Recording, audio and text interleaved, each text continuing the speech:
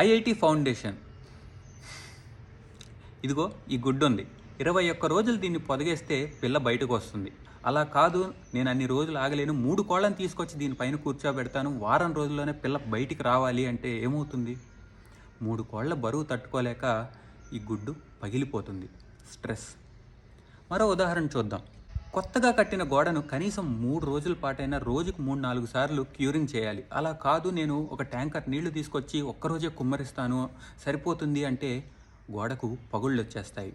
అప్పుడే విత్తనం నుండి మొలకెత్తిన మొక్క నెల రోజుల్లో ఏపుగా ఎదిగి కాపు ఇవ్వాలని విచ్చలవిడిగా ఎరువుల్లో వేస్తే ఏమవుతుంది? దాని వేర్లు మాడిపోతాయి. ఓవర్డోస్.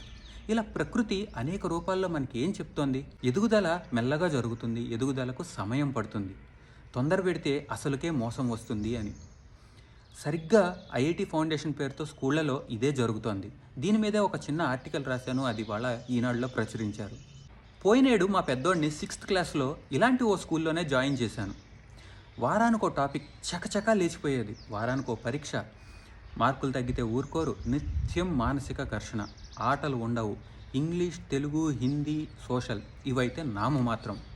ఓ రోజు ప్రిన్సిపల్ దగ్గర నుండి ఒకసారి ఫోన్ ఇలా వచ్చింది, మీ బాబుకి ఫిజిక్స్లో 50కి 45 వచ్చాయి, 5 మార్క్స్ ఎందుకు తగ్గాయి అని. ఒక్కసారిగా షాక్ అయ్యాను, ఏంటి ఇలా కూడా ఫోన్లు చేస్తారా అని. ఆ తర్వాత ఒకసారి స్కూల్ వాళ్ళతో ఒక మీటింగ్లో కూర్చున్నాను.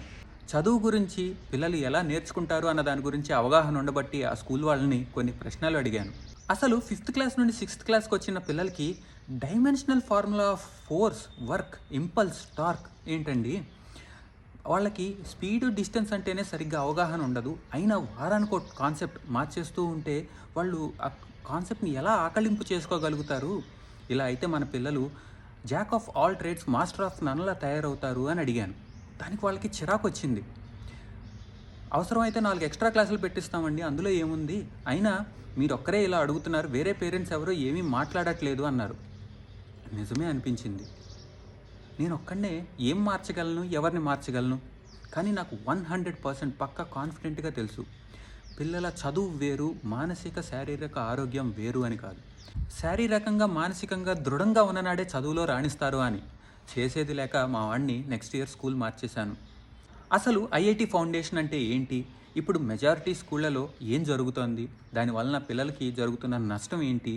చక్కగా ఆడుతూ పాడుతూ ఎలాంటి స్ట్రెస్ లేకుండా కూడా ఈ ఐఐటి ఫౌండేషన్ ఎలా నేర్చుకోవచ్చు? ఇవన్నీ డీటెయిల్డ్గా మరో వీడియోలో మాట్లాడుకుందాం.